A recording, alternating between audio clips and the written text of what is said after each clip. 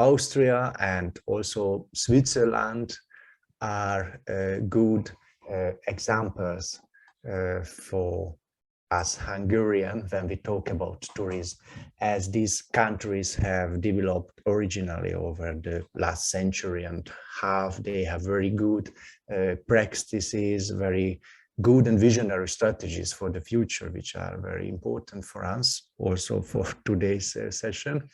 And I never ashamed to learn from my Austrian colleagues when I worked for almost 10 years as a head of the foreign representation here in Vienna of the Hungarian Tourist Board.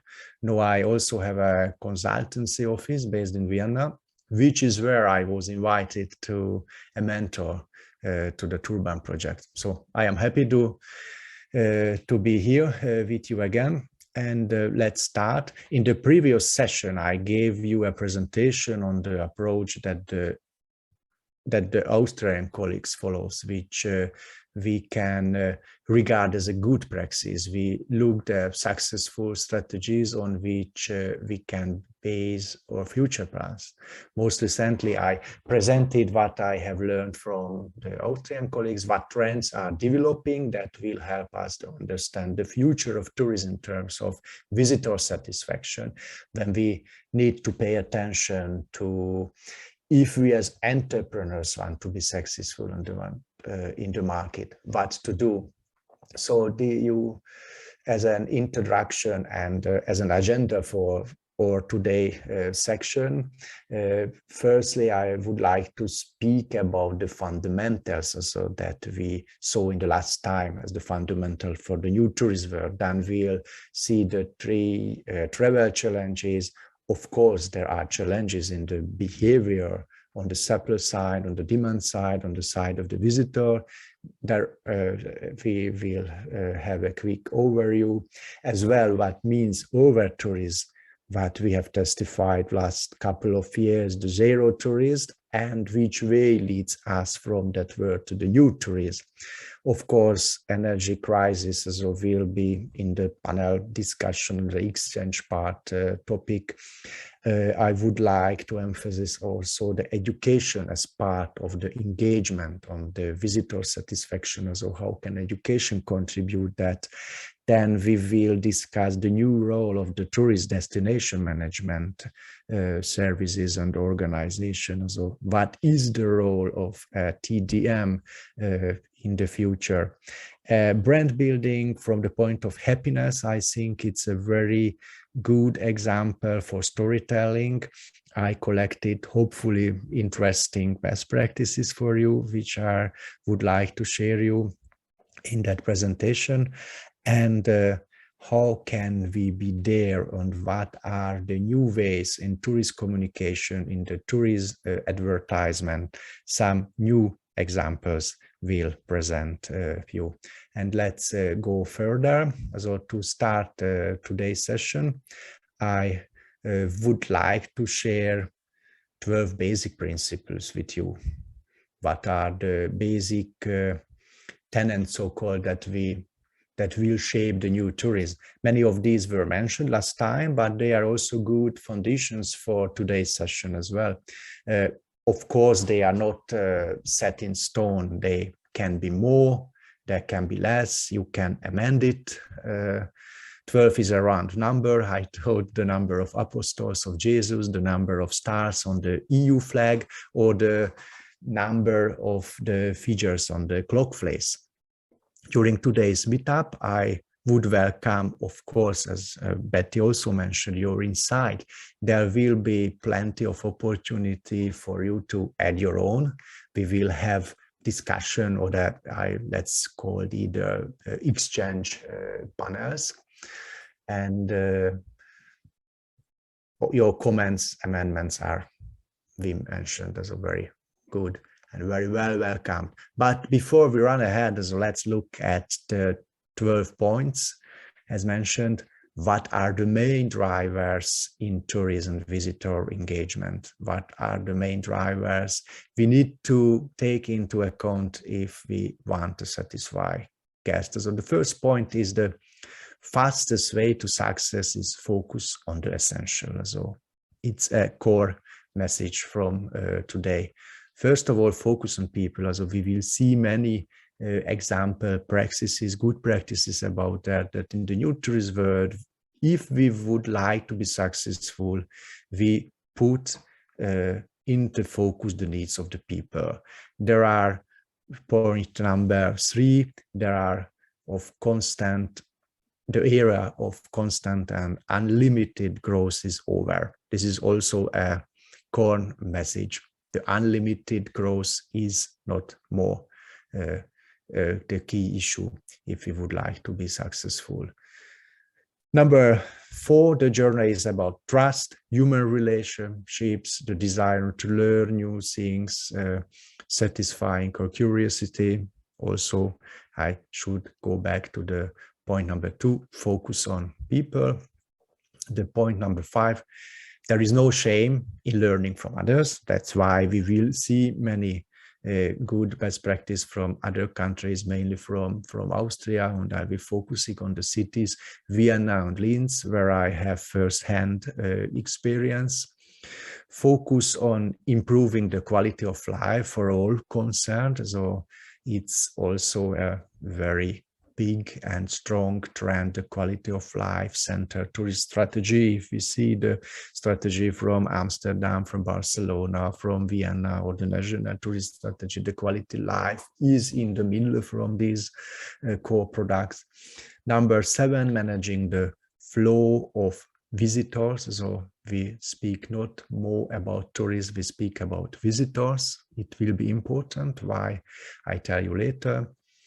In the new tourist world, we need new metrics, new features, new methods to measure our success and challenges.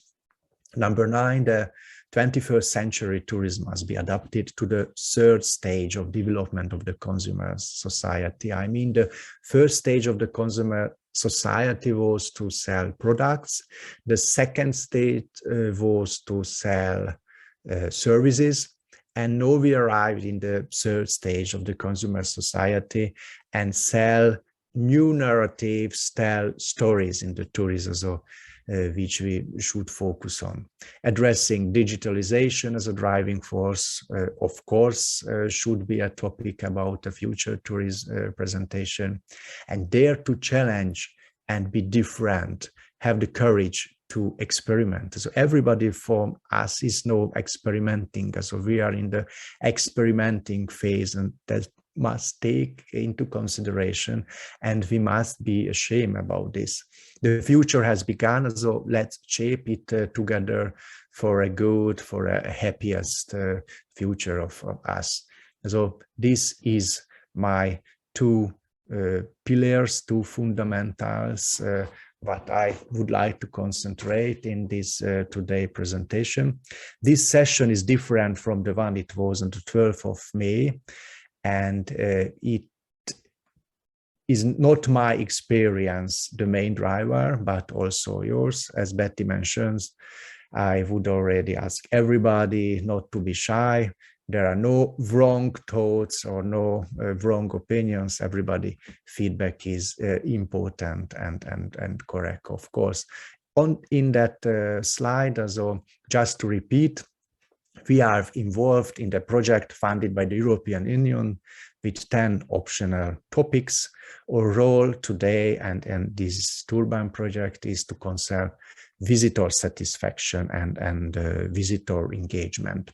As a summary, we have just looked at what we see as the future success factor in the tourist sector. So I have now summarized here the issues so that we will touch on.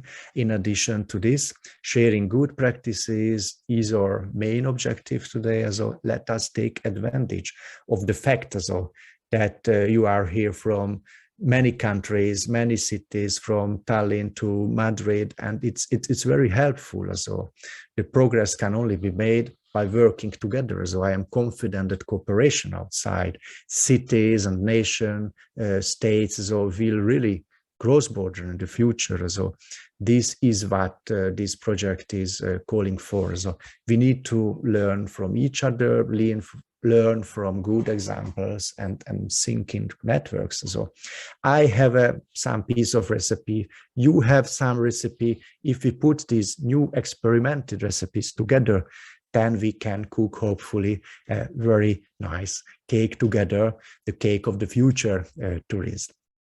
And last time we identified the key travel trends, as some of you can remember.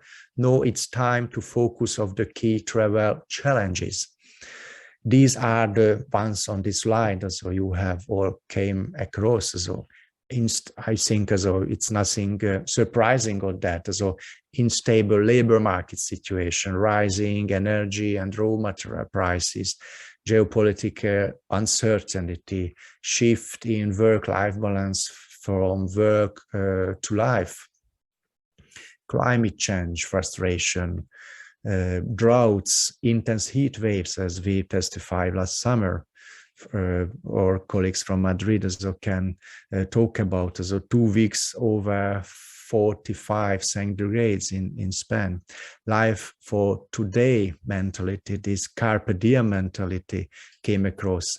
Delays, chaos at airports, we also testify in the last high season. These are all externalities that we cannot help, but we have to manage. So let's go further. So, but with the next slide. Also, no, we have just arrived to our first exchange panel. So I invite you to share your opinion. So I want to start by breaking down our topics to its basics and ask you, what does it mean to be satisfied? So if you're speaking about visitor satisfaction, so we should have a clear definition for what is satisfaction. What's your opinion about also what makes people happy? So what's your definition also for happiness or to be satisfied? So you can think of examples completely outside the sector. It's not not a must to take an example for the tourist sector. So please free to share your opinion. You can write it on the chat box as well if you are shy, but I anticipated you also at the beginning. Just please. We have a hand raised, so already Priya has done that. Please. Yes, thank you. Just coming back from the Nordic Business Forum, which is the biggest event business conference in the whole Nordic region, 7,000 plus participants taking place in Helsinki. Like they have focused a lot on this visitor engagement, and in a way it goes seamlessly, because what one visitor has the need, the other may not have it. So the organizer was in Tallinn giving a speech 1 week ago, and he was telling that they will never write down in a manuals what is like the best service provider and which is not, because this always depends on a case. So there are cases that, for example, a businessman forgot his jacket to the taxi, and he did not feel okay to attend the conference. And then the one of those conference workers was handing over his own jacket. And these are the things that you cannot write in the manuals, but it's more like, for me, because on my free time after the work, I ran tailor-made design tours. It always means that the visitor have a different need, and then what is needed exactly in this moment. If it's rainy day, it's a umbrella. If it's a sunny day, well, in China it's an umbrella, but in here it could be a sunblock. So it's more like being attuned to what the visitor really needs at this right point. Changing, but I think, thank you very much, Pirata, for this important point. I think that you have said the important message that the the seamless satisfaction of the visitors and tourists is very important, and it's totally right. So we have found recently, at least in Austria and Hungary, where I collected my experience in the last summer, that we are happy if there is any service at all. We are happy if we get the lunch we ordered. We are happy if we get what we have ordered and is brought from the waitress from the kitchen, and it is hot. It puts the guest expectation of the service into perspective, and that's why is it difficult to measure and say as what makes me satisfied, what makes you satisfied. But we also realize that this level of satisfaction is constantly changing. For many people, the threshold for stimulation has been lowered in the last couple of months and years. So we heard colleagues reporting many angry, unhappy guests. This is particularly a problem for high-end service providers, for 5-star hotels and Michelin star restaurants, who are unable to provide the same level of services with the manpower and workforce and with the expensive raw materials at their disposal. So whereas in the past, guest satisfaction was based on guest feeling they are getting more than they expected. This was the word of the more than expected word. And when we got more than expected, so we were extra satisfied. However, we have not arrived, I have the feeling, we arrived in the world of expect little, and if you get something, you are happy. So, and we also have a right hand, so Stefko has some thoughts, I think, with the topic. Mm-hmm. Yes. Yes, I do as well. I agree. Satisfaction is all about meeting the expectation of the customer. Mm-hmm. So if you meet it, they're satisfied. It doesn't mean that they're like over the top happy with what they got, but they're pleased. And from there, it's easy to take the extra step up. Like my colleague said, like to offer sunscreen or an umbrella or whatever you get that the customer wants. But I think the most important part is also to first establish what makes a customer satisfied. So what are their actual expectations? And if you know that very clear, which could be different from the moment of booking than when you're really giving the tour. So I think it's really important to clarify with the guests before you start the tour, like what are your expectations? And then it's much easier to make them satisfied and actually take that to the other level to make them really happy. You are right. So we must see the whole chain from the customer journey, from the beginning till the end. And I see one more raising hand as a Stefka. Do you have any comments? That was me. I have to put it back. Okay. It was her, Thank you very much as well. Yes. I agree. Oh, sorry. Please. I also agree. Daniel. Yeah. I think it was very interesting what you mentioned on the challenges on the industry right now related with labor conditions and work-life balance. Yes, so I will go back to this topic because I think it's also a key issue, and this shift in the expectation of the guests, as Stefka mentioned. Yes, I think hospitality, it's probably the most important factor when we speak about satisfaction, in my opinion. I had the feeling this summer, I'm speaking more of with Barcelona experience, where I'm more knowledgeable. And it seems like this is becoming quite an issue. And the experience in restaurants and hotels seems like has gotten a bit worse because of this reason. And I don't know if you relativized. I don't know if you had the same experience this summer, where when we all got to travel. But I think it's a quite important challenge. Yeah, so that the guest, you as guest, also should put your expectation at a lower level to be satisfied, to get it, to have the chance to get it. So if you have a high expectation, so you will not get it, so you will be unsatisfied. So this is the main challenge, to optimize that.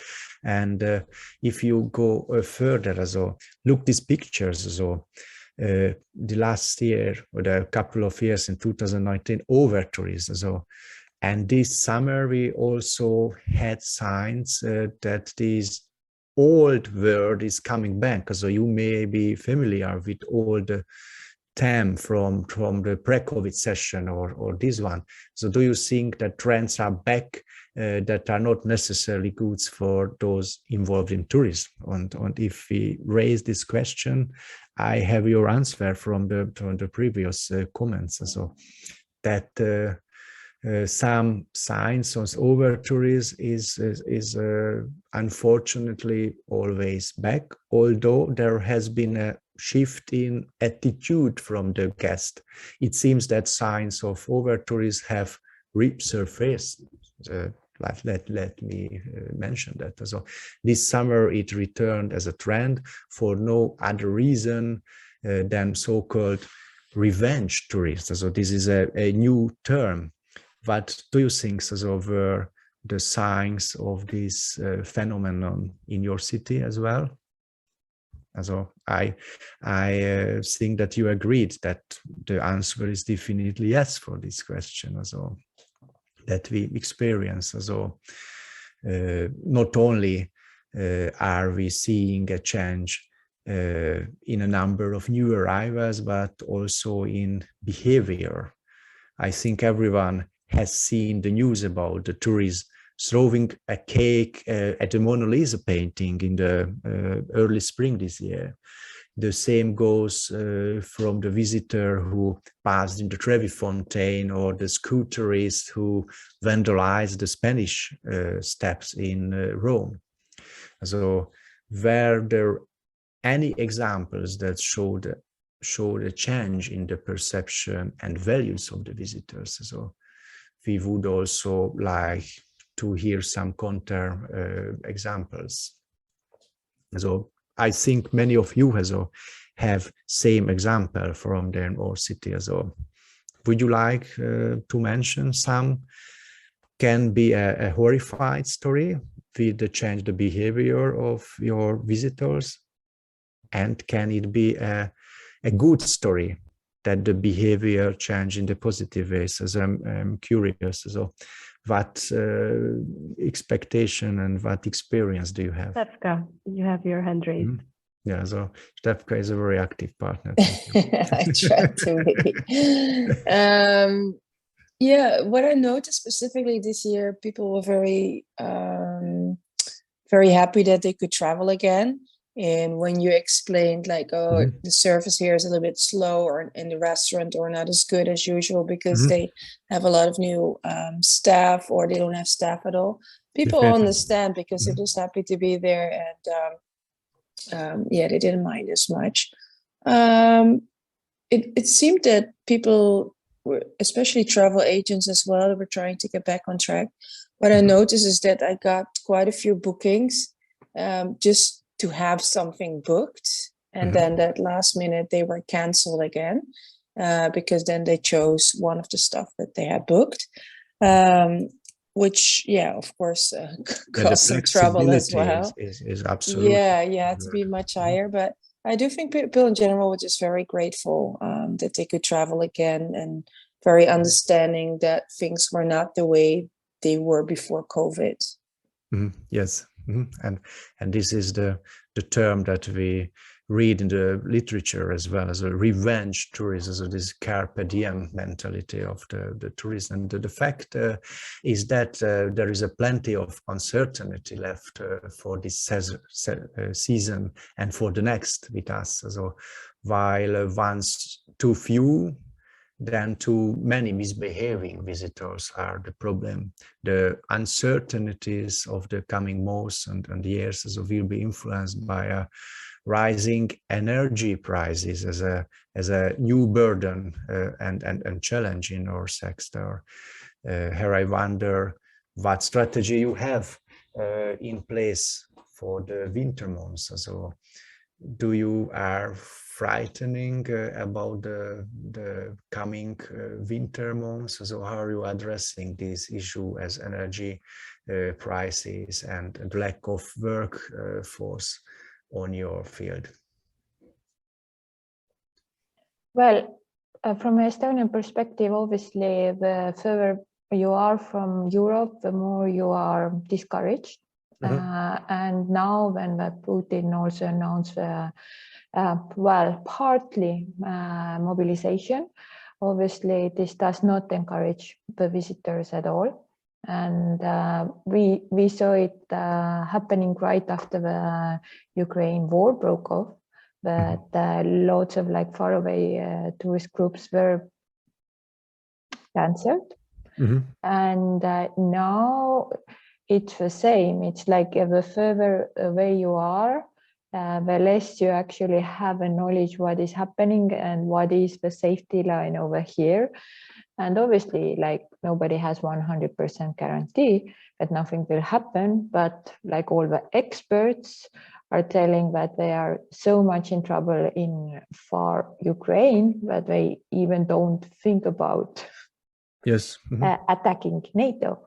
But obviously, like not all the visitors are, and we don't even talk about far away countries. We also talk about southern part of Europe, who have their media talking about the war in different terms than the media over here in northern part of Europe or in eastern part of Europe. Yeah, or the hearing this news from America, war in Europe. So they took us under one umbrella, and this is also a challenge also to communicate this and these uncertainties. The crisis will not only hit the wallets of the service providers, but also those of visitors, as you said.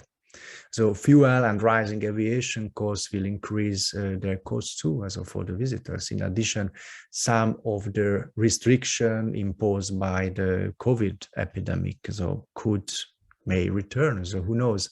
So this will mean that visitor will have a negative experience before they even get to the place they want to visit. There are many things to consider when planning. Meanwhile, there are also many uncertainties, as well as we mentioned. It's often said that people look to know about the possibilities of choices, but prefer to choose from less. And Stefka, when you said that organizing by travel agency their own tour is becoming considerable and more complicated. Many people are returning to the services. That's why for travel agents, because it's so difficult under these uncertain circumstances to plan, that they need the experts. And I think this is a little chance for our sector. And tourism is chain of experiences. So that start with planning, as you mentioned. So the change of the whole experience start to affect the visitor's experience of this German word, the Vorfreude, the German word used to describe the anticipatory joy. And it is the responsibility of the service provider, so from us, so not to let the pleasure of the journey go to waste under the pressure of war, under the pressure of the challenges that we mentioned in the previous slides. So we need to ensure satisfaction before, during, and after the trip. This is the seamless chain and providing a seamless service to our guests. The huge information burden must be taken off the shoulder of the traveler. This is also our task for us. This, together with the tools of digitalization will enable seamless travel across the entire consumer experience change. And I think this is the main issue in visitor engagement, also that we should point out, also the uninterrupted chain of experiences from the decision, as you said before, and preparation to the end, the journey. This is what we should strive for on the service provider side as well. Let me tell you something, an interesting praxis from Austria and pilot project. It's about an innovative digital tourist program generator, was presented as a good example of the next tourism fair in Vienna. This is a method that can combine huge database to provide personalized program proposal based on the individual needs of potential tourists and visitors.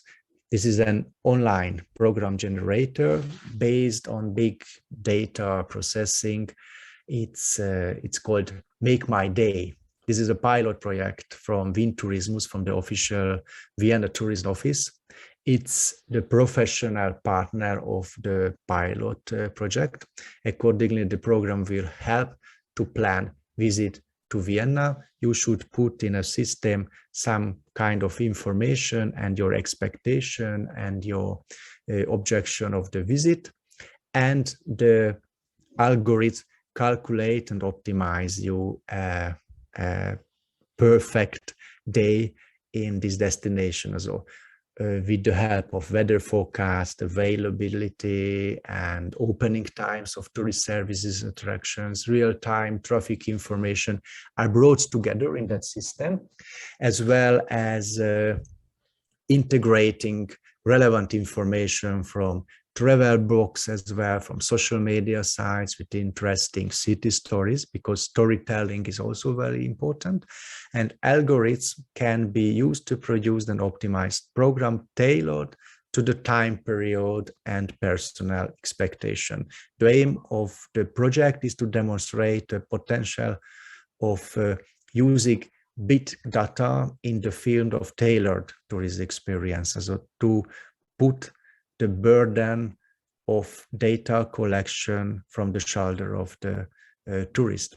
The mission of the Austrian National Tourist Office, the Österreich-Werbung, with this initiative is to make the information and generalizable programming solution and databases gained from prior projects and prototypes available to tourist service providers. And in the next couple of years, it will be absolute trend to, before visiting, to optimize your program with the help of computer, of the web-based application.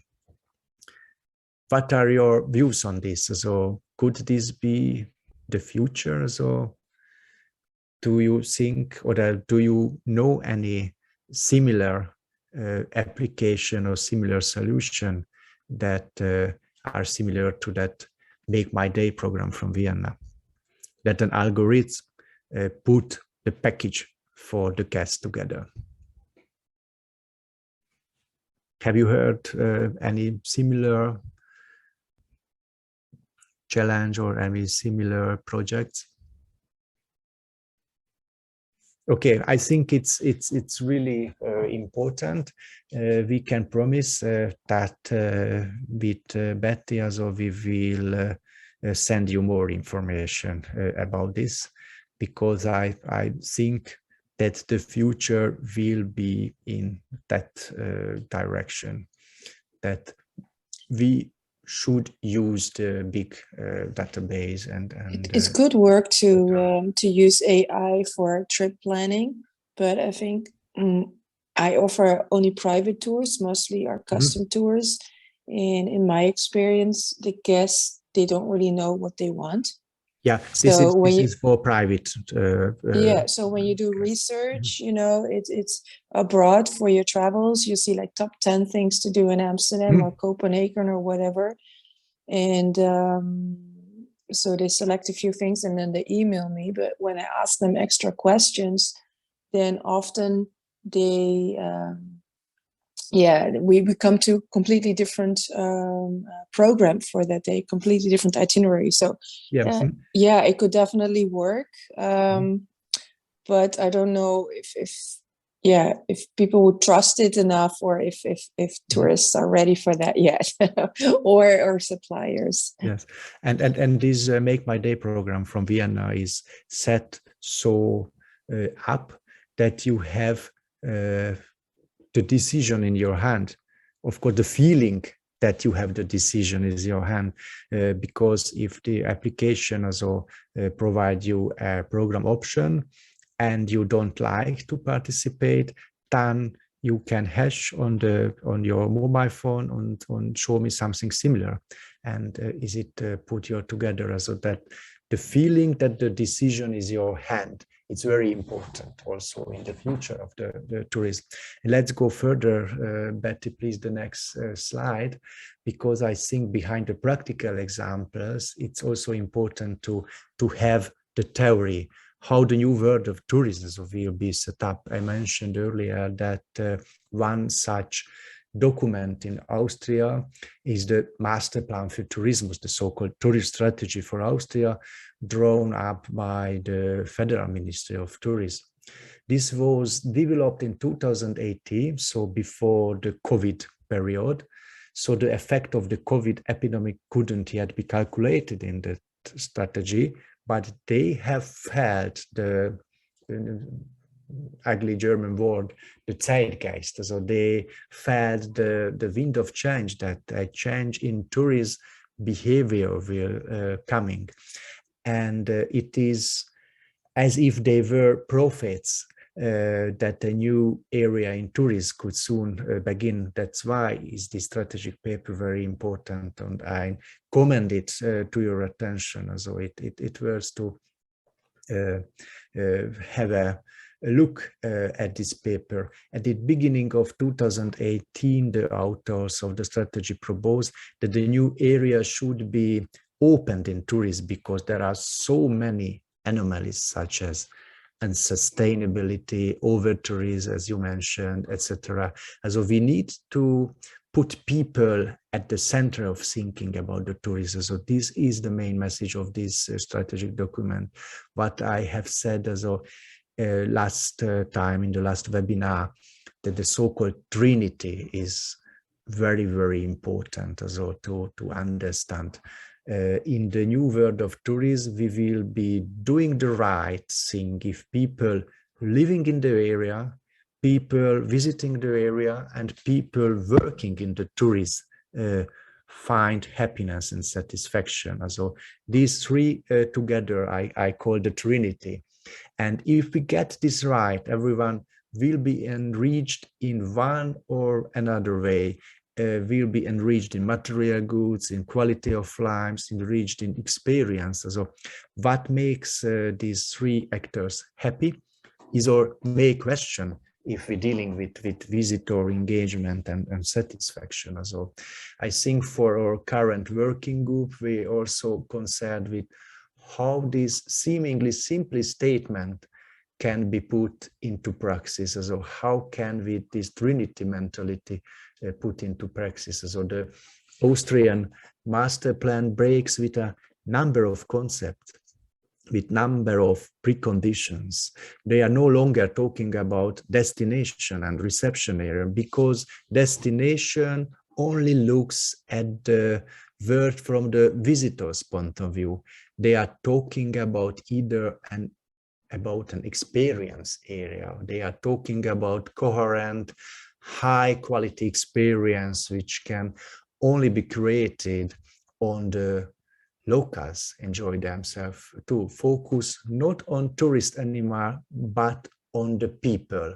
From a marketing point of view, we shouldn't see target groups, but partners, so who are part of the experience. The local visitors, the local workforce should be also a part of the experience. So I think this is the main summary of this message. And maybe a couple of you can remember from the last working groups, from the last webinar, we were talking about optimizing the experience. So we must not forget about another important document, which is from the network of the European regions of sustainable and competitive tourism, and goes by the name Better Place to Live, Better Place to Visit, the so-called Barcelona Declaration. So if you type in the Google Barcelona Declaration, Tourism, Future of Tourism, or the Better Place to Live, so you will find this very important document.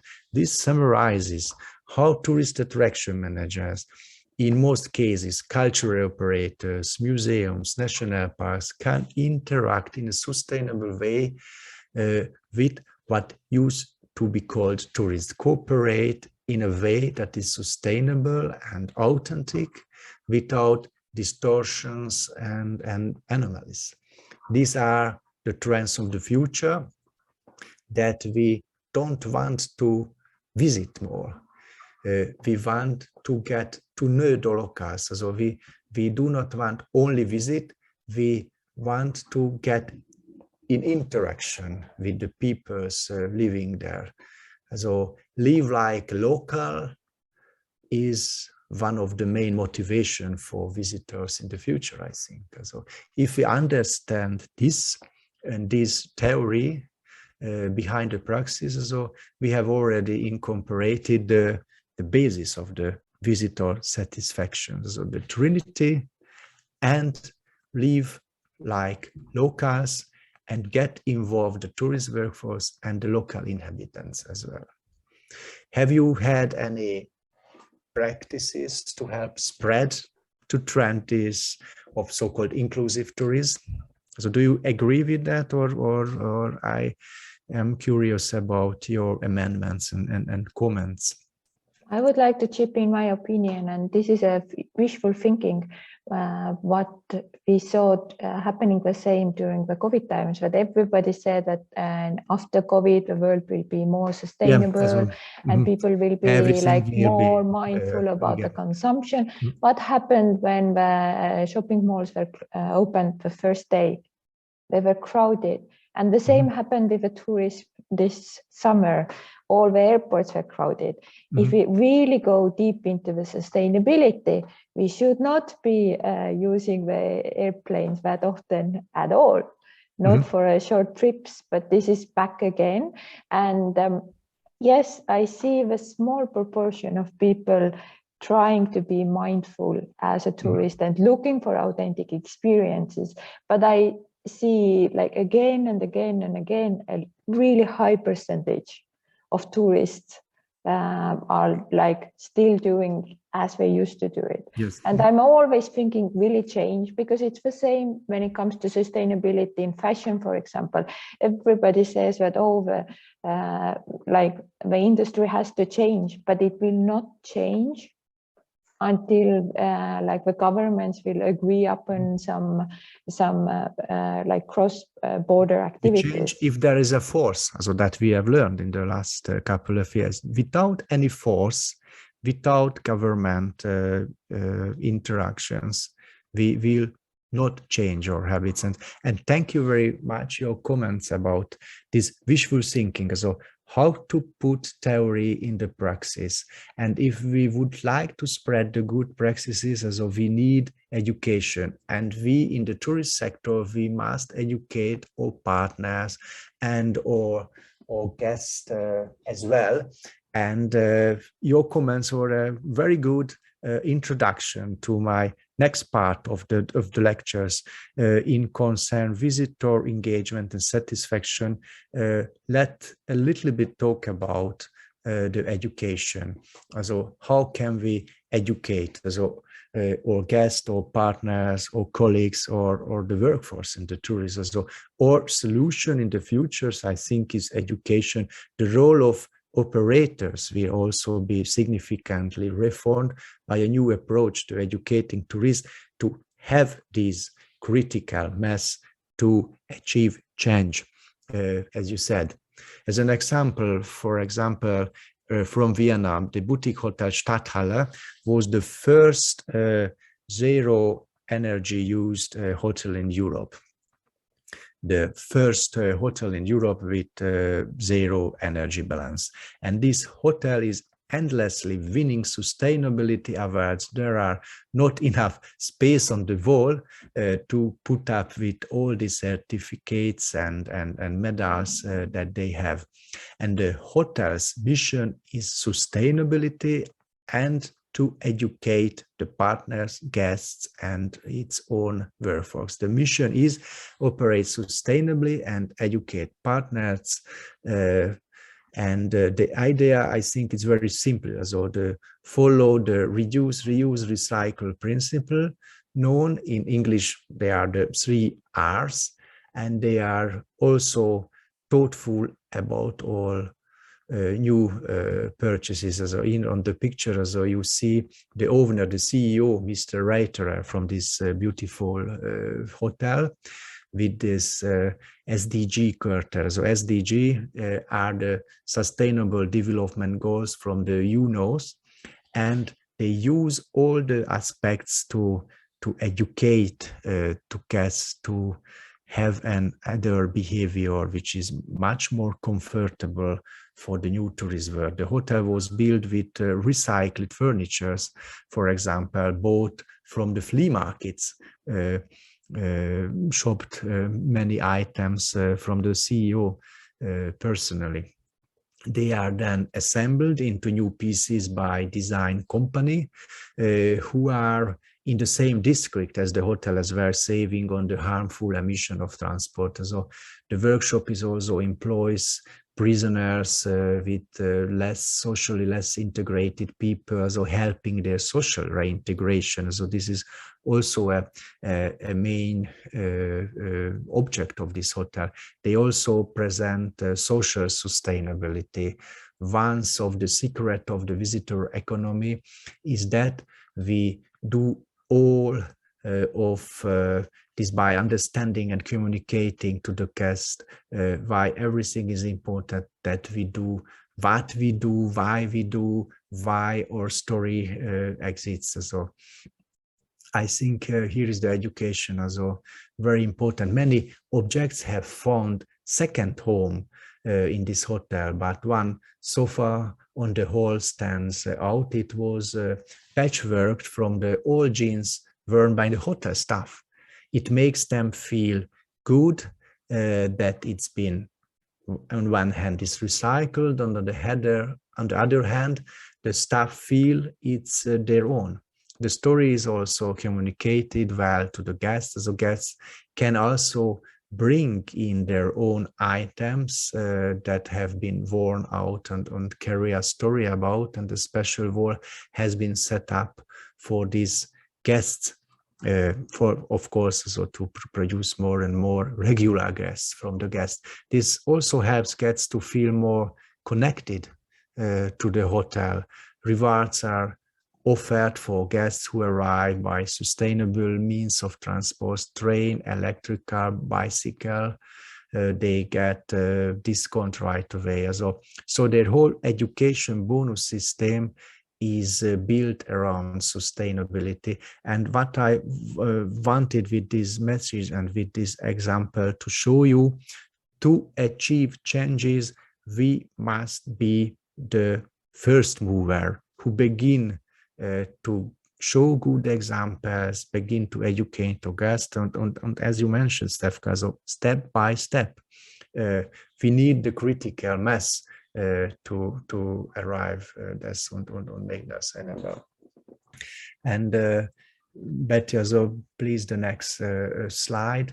I will show you a concept from this hotel. The general manager also continues the education by setting up rooms for each team, the so-called thematic rooms, in line with the United Nations Sustainable Development Goals, and explaining why it's important. The United Nations has 17 SDG, Sustainable Development Goals, and every hotel, or the 17 rooms in this hotel are designed for these SDGs. Cheap and reliable energy is also a SDG guideline. This is the number 7. And I was in this team room. There looked like the furnishing were such that the bedpost was a solar panel that could no longer be used. On the wall as an ornament was a wind turbine blade.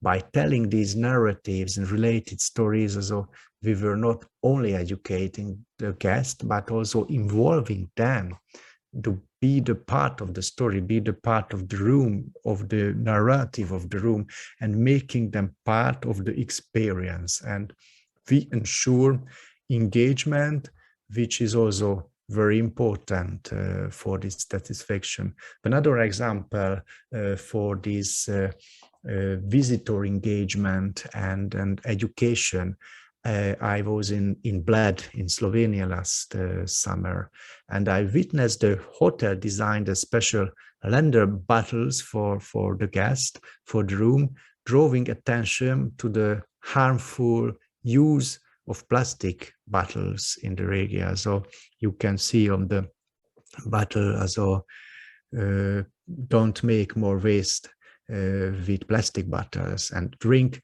tap water. And the loan bottle or jar can be filled contactless with fresh natural water, which is provided by a large number of water points set up in the surroundings of hiking areas. So we couldn't think of a better educational tool as it is. It engages and educates the guests, and hopefully creating a long-lasting good example and telling story about the destination, about the experience area where is a fresh nature, a healthy nature, and is for your desire, and you must cooperate with the nature as well. So I wonder so if you have, and I'm sure so that you have also similar good practices in your area. Do you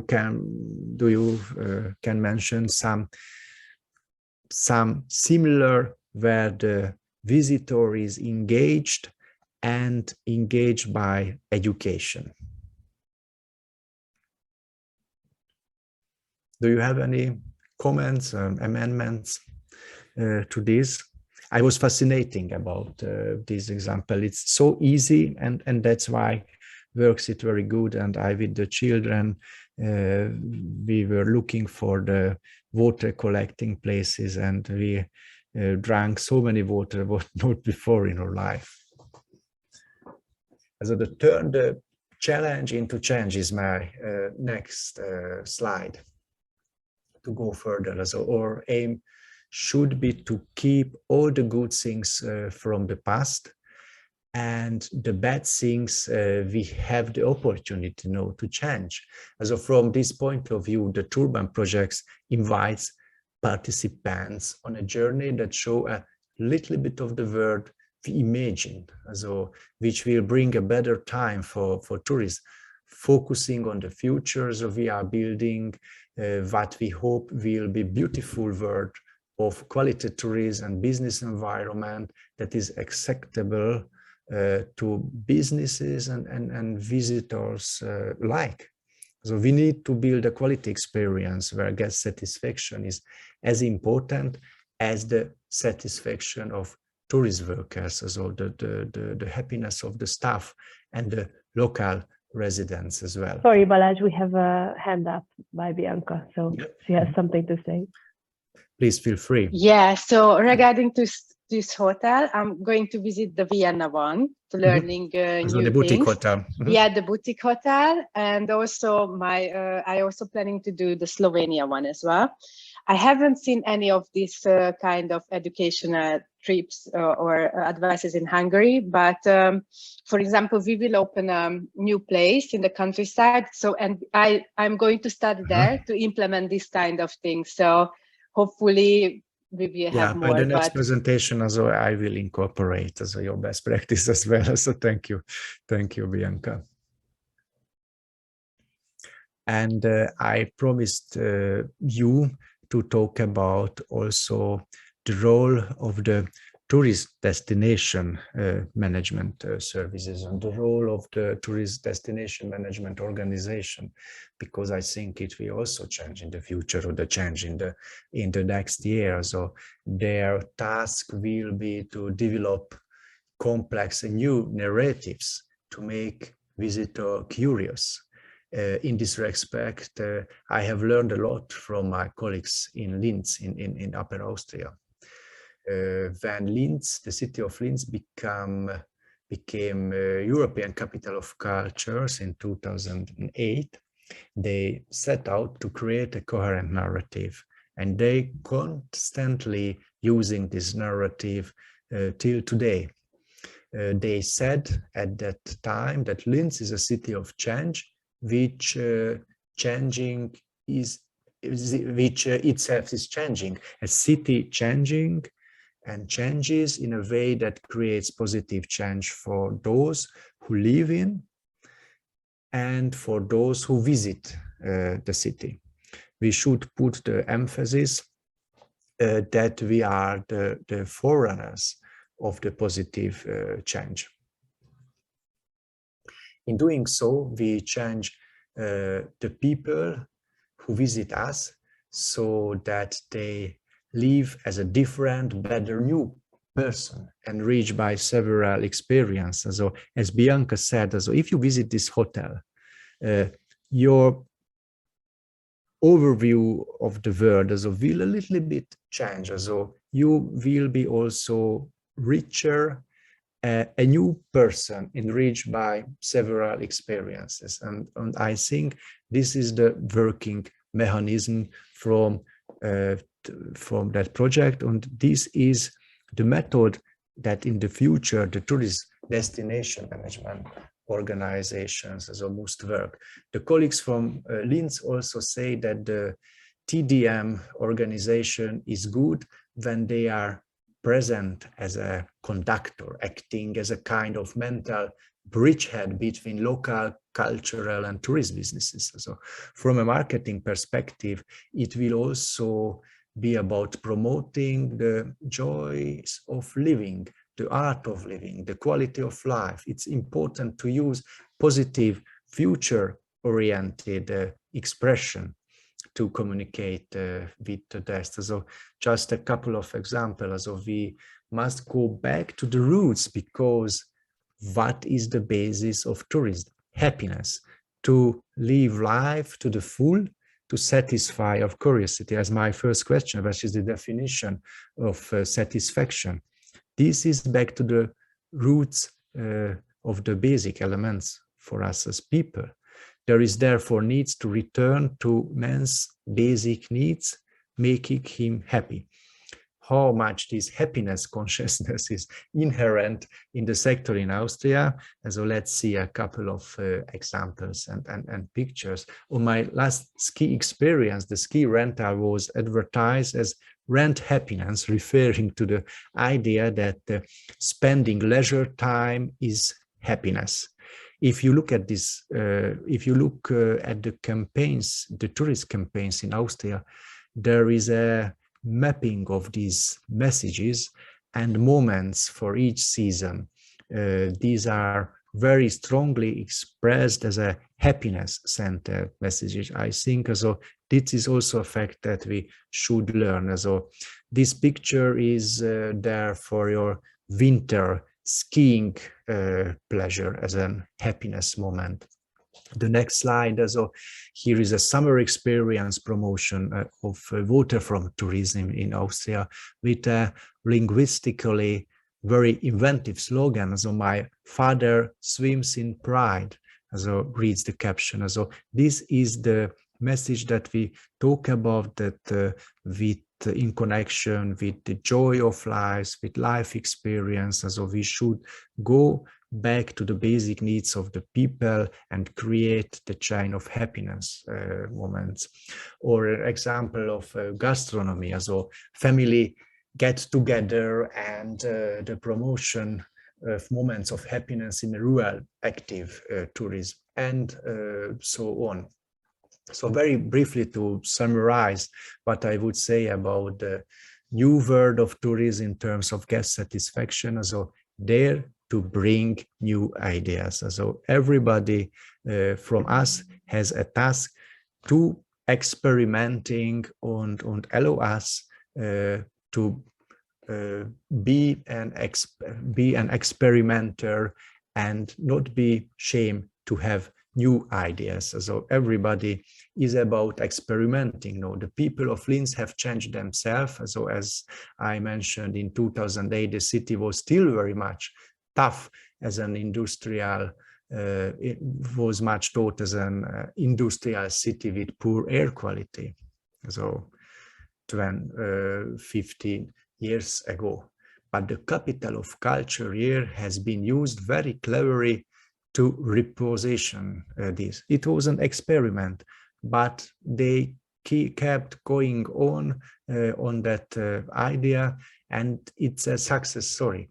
So it has been consciously developed over the last 1.5 decade. They advertise that the city itself is constantly changing, and they are changing the people who visit them and the way people think about tourism. They are not ashamed to face up their own shortcomings. For that is worth watching a video. Betty. Yes, I just put it in the chat. So please, everyone, if you can, so click on the link. Little homework for you. So please watch this video and think about the deep message of that. It's a completely new approach. So it's a very good example that in the new world we should made many experiments, and this is a good example how the colleagues dare to be others as makes to be different as the other tourist organization. They don't show in that kind of film beautiful cliches, places and peoples, but in the film they honestly comfort their weaknesses as well. Linz is anything but perfect is one of the message from this film. Linz is the other face of the modern Austria. These are, for the first sight, shocking, unusual messages, which we are not used from tourist commercial. It's totally different as the film before, as we are accustomed to it. The film is also very provocative, and so it has received huge response about that, but it delivers results are beautifully. It's a good example of the brave thinking chance, and we have to dare to think differently that we are used to. And in the last year, in August last year was presented this film, and this is a success story. So Linz has a very good figures in the tourism statistic as well. Many tourists and locals were interested to try and follow the message from this film. So I recommend you to show it once more, show it 2 times, 3 times, and you will every time understand and understand a little bit more and more about the new world of tourism and about the storytelling. And another film, The Planet Linz, that I would like with Betty call your attention. The link please find in the chat. It was presented 1 year after the campaign, the before campaign Linz is Linz. The Linz tourism is making itself heard again this summer. The new occasion is this orbital campaign launched in mid-August this year, which is based around a 10 minutes feature film. So we have not enough time to show it, but after my presentation as a second homework, please sit back and relax and show this 10-minute feature film. It's an extraordinary method for a tourist film, 10 minutes long, but they tell a story, and on this narrative they build many new tourist products as well. In the story, the astronauts of Elon Musk Mars expedition unexpectedly abort their mission and land on the planet Linz. That's why it's the name of the campaign, the planet Linz. They landed on the planet Linz instead of Mars. I won't shoot the joke, so please show the film. But the film story is both astonishing and exciting, and it's also a great way to make viewers aware of pressing social issues such as sustainability and climate change. The phenomenon of over-tourism and the anomalies of space tourism are both addressed in this film. There's many topics that we should dealing and many challenges that we were talking about in this presentation as well is incorporated in the film. So this is the summary of our current world and gives a retrospective of that. They make you think, they make you realize. A good example of a typical use of tools and storytelling. So I suggest you really to watch it. Planet Linz is the title. The colleagues have done some serious products development to accompany this film. The word is the village, Linz is planet, as I say the colleague, and to define the district of Linz as a continent. So the Linz is a planet and the districts of the city are continents, and special packages have been developed for visiting these continents based on the film narrative. Space tourism costs 400,000 euro if you want to go up into the space as a tourist with Elon Musk. The people of Linz have came up with a snappy answer to this fact. Come to Planet Linz, and for a total of 400,000 euro, the tourist authority spent a budget 400,000 euro, and each visitor received from that in 10 euro voucher for arriving by train and sustainability transfer as a special gift to the visitors. So appreciate the wonders near and far is the main message. Look at the familiar with different eyes. So this is the message also that I wanted to share you. And at the end, I ask you a provocative question. So what do you think is more important, the guest or the host, or the satisfaction of the local people?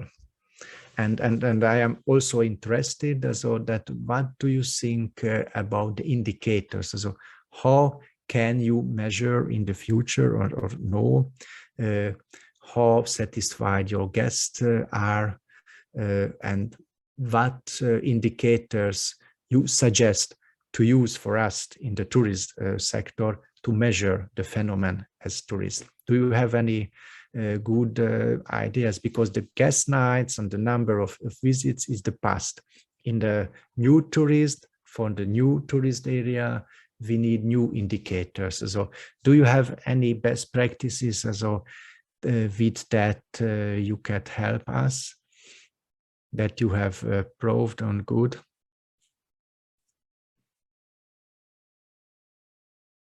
Because I think that in the new tourism, we will need new indicators to express the satisfaction of both visitors and residents as well. So you can freely comment and amend my presentation, and Betty, I thought that a quick summary give you that at the end of the presentation, before we make a play with you, to summarize the last hour of my presentation, and that I would like to bring with you in the future, that many of externalities we have mentioned today are, of course, beyond our control. If we want positive change, we have to change first. So we must be the first mover, as in the tourist advertisement, the colleagues of Linz were a first mover. New tourism requires new ideas, new narratives, new stories, new tools.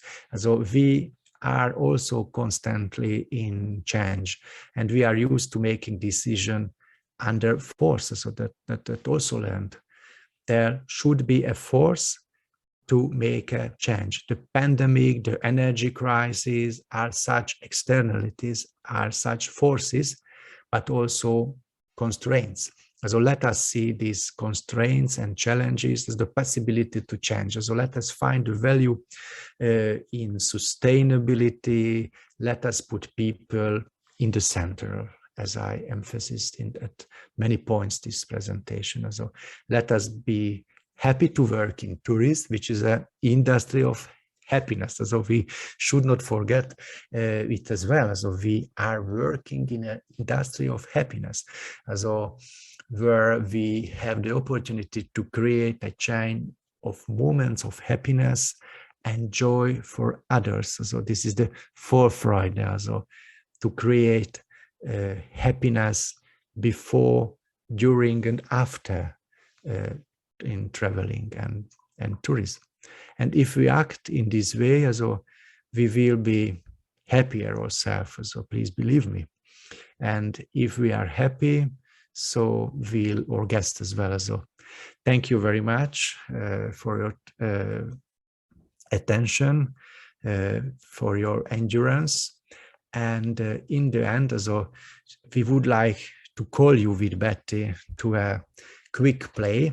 There is a QR code, so please scan it with your photo tool on your iPhone, and this will invite you to give 3 words. Use the space provided to enter the 3 words that come to your mind when you think of the future of tourism. So please type 3 words, and this will be the output of today's meetup, which we can take away as a souvenir. So from your 3 words, so we make a word cloud, and the word cloud about your feelings and suggestions for the new tourist word. Please let me know if someone hasn't had the time to scan it, because I will just show the results in a so second. you have 1 minute to fill it out. So if you scan it, then go to the browser, and the browser opens you a surface, and in that surface, so you have the opportunity to put 3 words. And if you type these 3 words, then please send it, and Betty will collect your words, and with the help of these words, so we will have a cloud of hopefully joyful, happy words.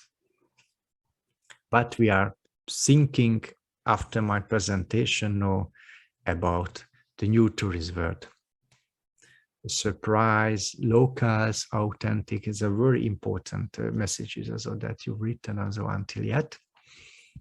We are waiting now some, and as a small gift from your today participation and for your durable attention, we will send you these overall Gesamtkunstwerk pictures also to you.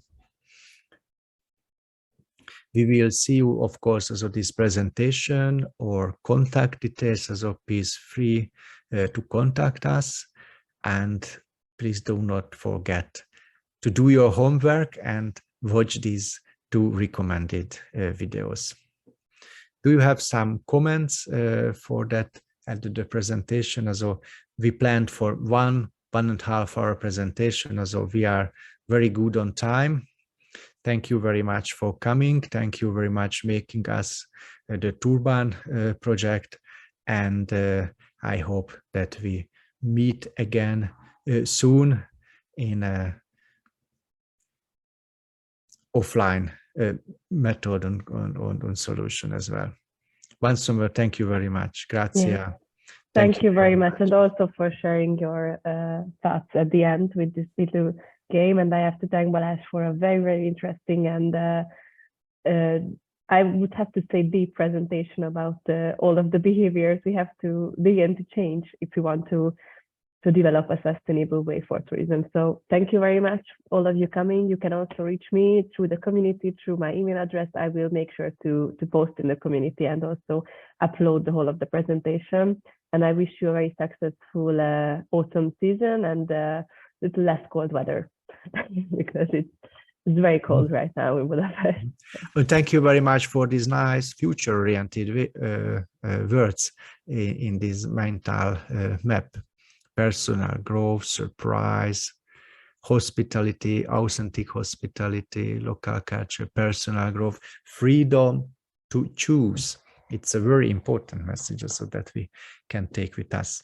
So once more, thank you very much and bye-bye and see you. Thank you. Goodbye, everyone. See Bye-bye. you soon. Cheers. Thank you. Yeah.